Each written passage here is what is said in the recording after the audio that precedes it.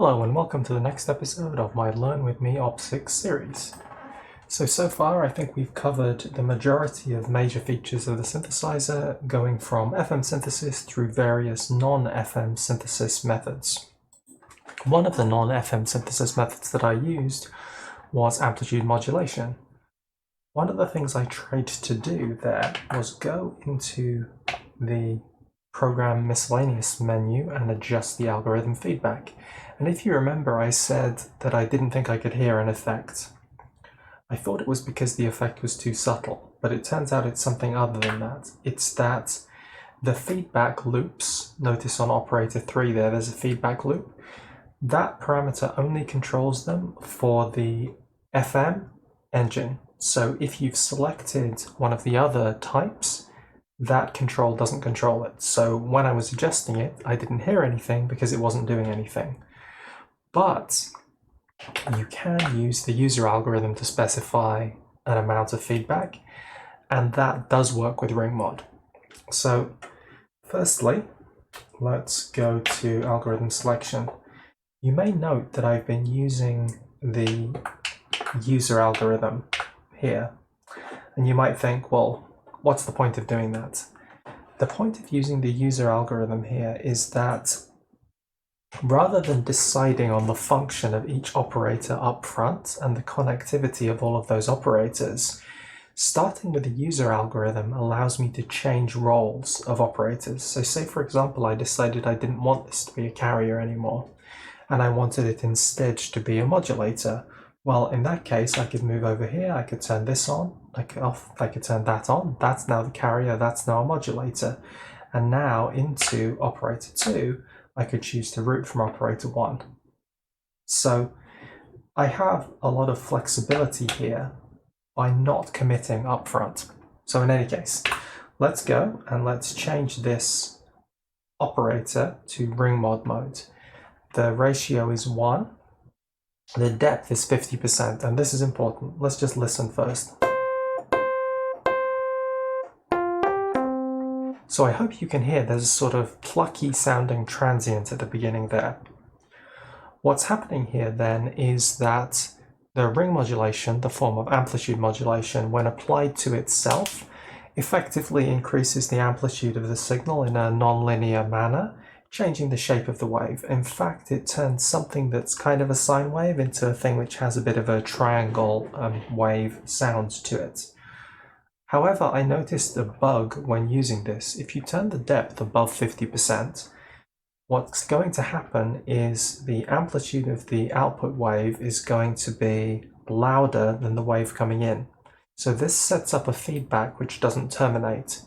And the bug is that this will eventually clip and will eventually become silence, but the sound doesn't seem to work on the synth after that. Even when you go to another patch, you have to restart it, so that's an annoyance. And so in any case though, we want to leave that depth at 50%. So let's just adjust the shape of this envelope to turn into something plucky. Let's make it 8 seconds long. Let's give it 3-second tail.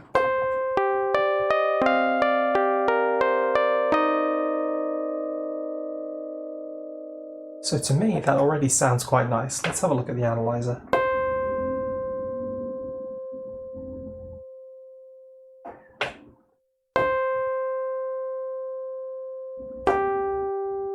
Yeah, so that has something of a sort of triangle / shark tooth waveform form when the feedback is going. And as the amplitude of the feedback decreases, it moves to the sine wave. And what this reminds me of actually is a West Coast synth. So specifically, West Coast synths typically start with more harmonically rich waveforms, and they use an LPG. An LPG, or low-pass gate, will simultaneously filter and adjust the amplitude of the signal. So often the core waveform is something like a triangle, and as you filter it down, it will approach a sine wave and then eventually reach silence. So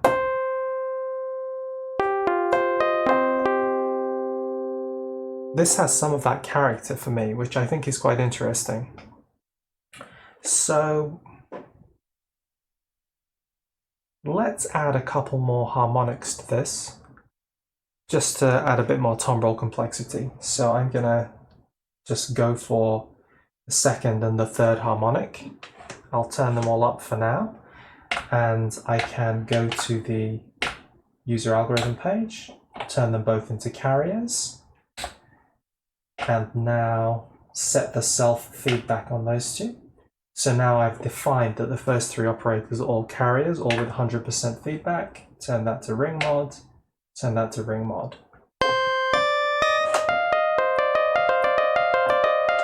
So now I want to adjust the shapes of these envelopes. You might notice that a lot of the time I seem to do these things numerically rather than just by ear. The reason that I do that is not because I think that that's the best way to do it, but because it's very quick for me to get these things set up. So what I'm actually trying to do is save time.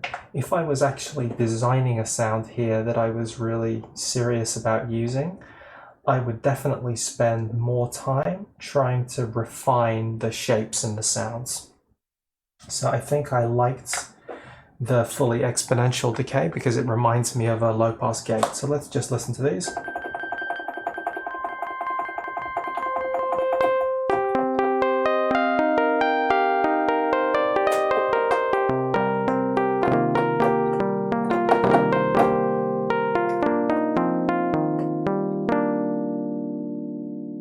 So I like that punchy attack, but I think maybe it's a little bit too strong. Let me have a listen to the other parameters as well.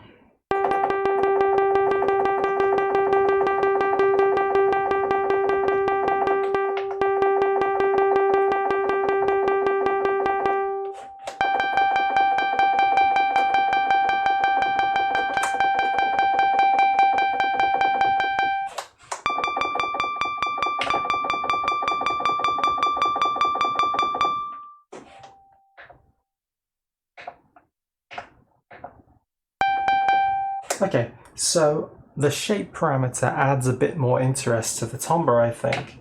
But more importantly than that, I think it's going to be a good parameter to adjust with velocity, to change the timbre with velocity, because for me, the ability to change the sound with velocity to make an expressive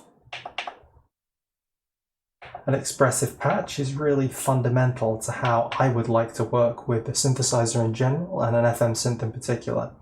So there's ring mod shape, and ring mod shape.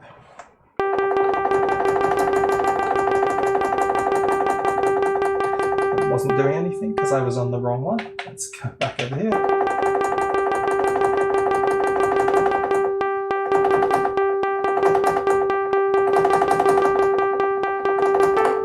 Okay, let's try the next one.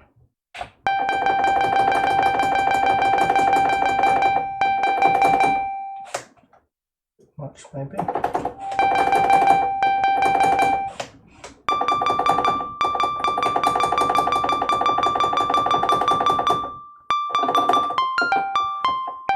Still a bit much, so let's dial the levels in.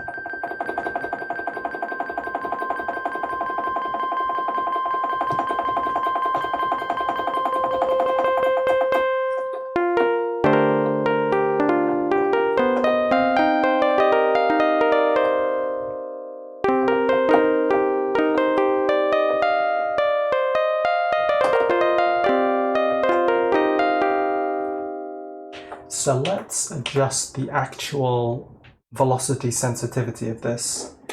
So I'm going to just go in with something 20, 35, 50.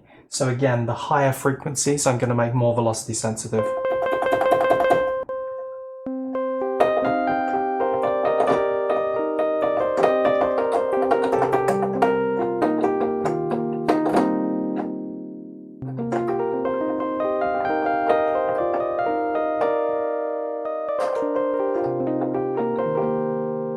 Sounds pretty good. Now let's listen in the high register, it sounds pretty bright. So one of the things that I've done commonly is use a filter in that high register. But what I might do is just look at attenuating the different volumes here. I'm going to try and attenuate them all the way down, and I'm going to turn them back up.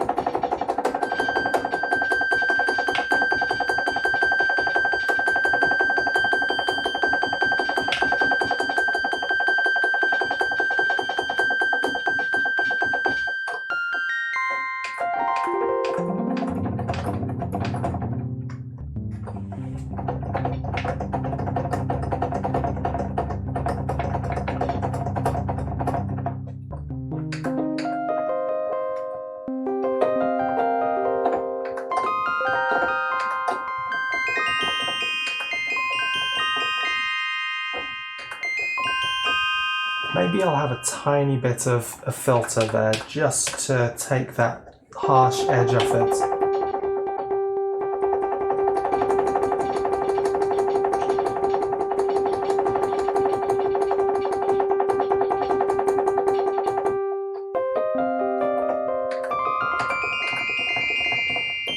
So now up here, close up the filter in the high end just a little bit.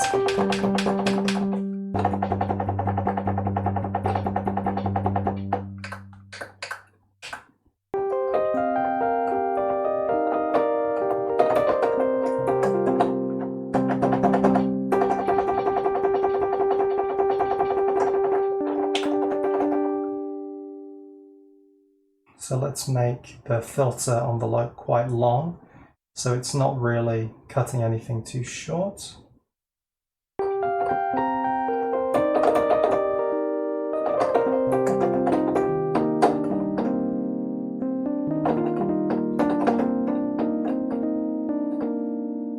Sounds pretty good.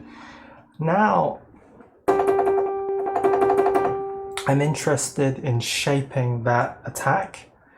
So I think maybe we could soften it a little bit. So let's go to the envelopes and let's try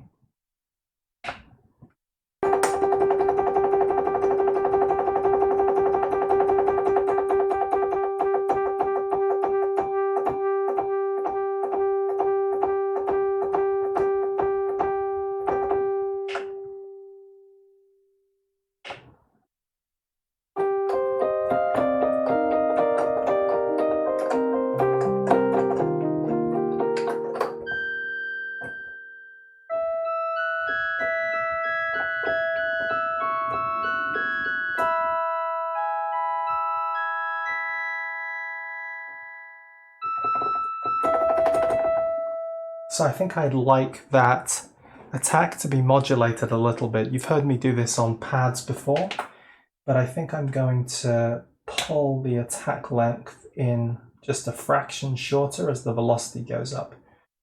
One of the things that I haven't really seen available here as a modulation source, on the peak, I have the ability to set a source called direct, which means when I set the intensity, it's going to apply directly irrespective of any modulation parameter. So it allows me to use my ear to listen to these things. The best I've got here is I can turn the mod wheel up. So this will let me hear what the maximum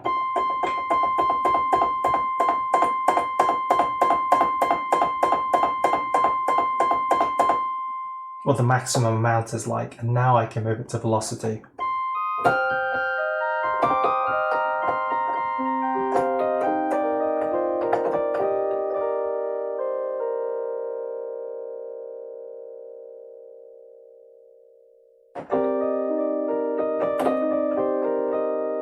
I'm interested in adjusting this ratio.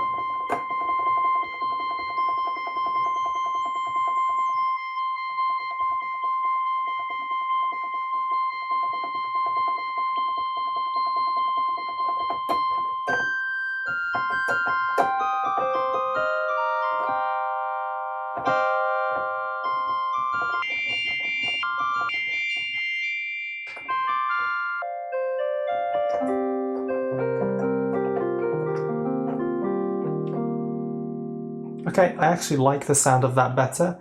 Just pushing those harmonics a little bit higher, leaving a little more space for the fundamental and its own harmonics.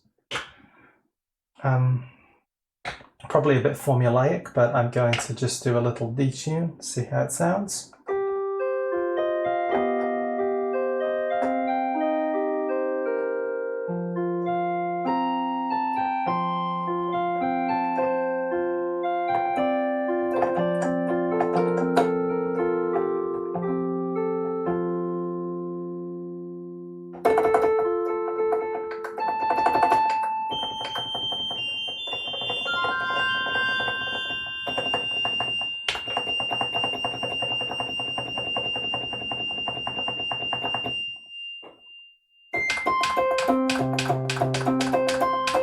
Okay, so I pulled the filter down at the top end a little bit because it was still a bit bright now that I turned those ratios up.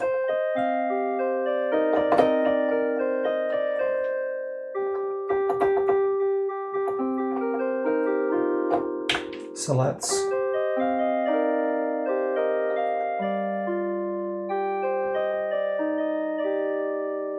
Okay, let's see what happens if we pull the attack way out.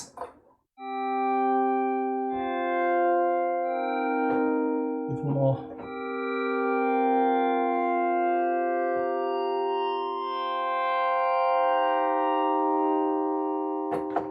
Quite interesting.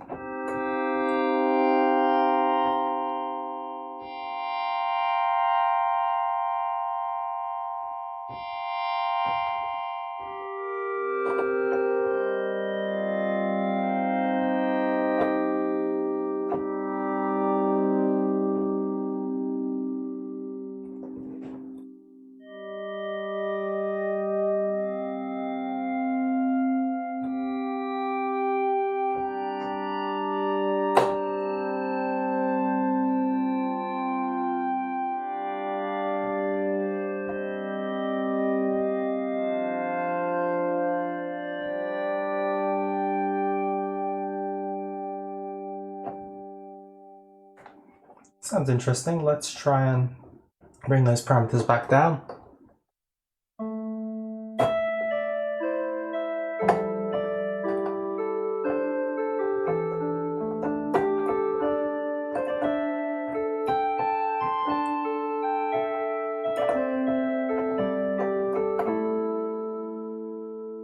Quite nice. I think with the plucky sound going on there, it makes me think I could do with a delay. So let's go find ourselves a delay.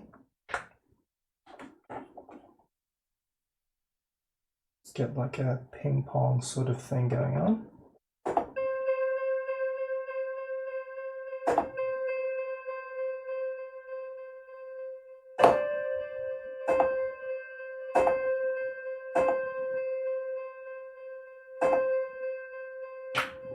Okay.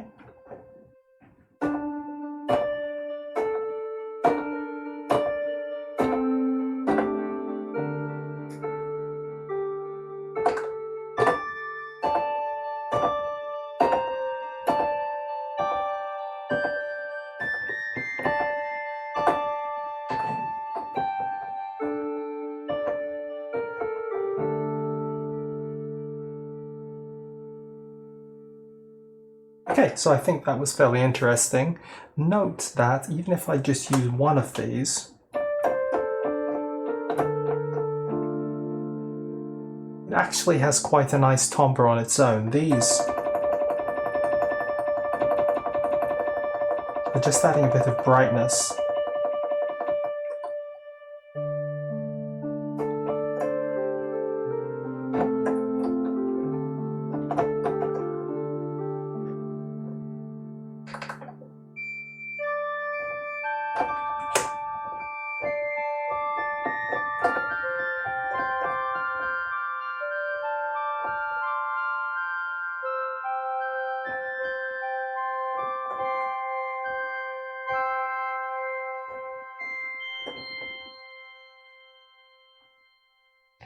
Okay, I think there's quite a lot that can be done with this sound, and I think that speaks somewhat to the power that can be achieved with just the single operator, and I've mentioned it before, and I think it's a key aspect to what makes this synthesizer powerful. It's that you can extract a lot from one operator, and you've got 6 of them. So it means that if you're looking to layer complicated sounds, especially if you're putting movements into those sounds by various means, you have the capacity to make something that is quite complex and multi-layered. You can also do some tricks using the levels that I've indicated, such that certain operators won't sound above a certain key. So that also gives you the possibility to make pseudo splits.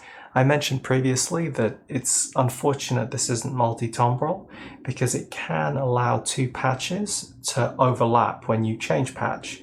So it has the capacity to play 2 timbres at once, but they didn't make that a feature where you could do splits and layers, which is, I think, an unfortunate omission.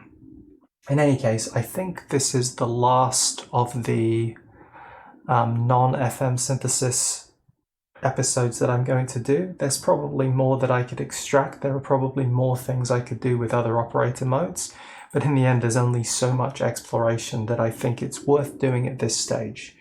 So what am I going to do from here on out? Well, what I'm going to do is I'm going to try and combine the FM and the non-FM synthesis methods that I've demonstrated and really fully utilize the mod matrix and fully utilize the filters and the modulation sources that are available. I've been kind of skimping on those because I wanted to get these sounds designed quickly, and this is a fairly complicated synth. So to that end, when I design the next sound, I'm going to try and break that design process up into at least a couple of episodes. That should give me the opportunity to really not necessarily fine-tune every parameter, but hopefully showcase much more of what's available here. So, I hope you enjoyed this episode, and I hope you've been enjoying this series so far. I hope you will join me for some more episodes in this series, but in any case, I'd like to say thank you very much for watching, and goodbye.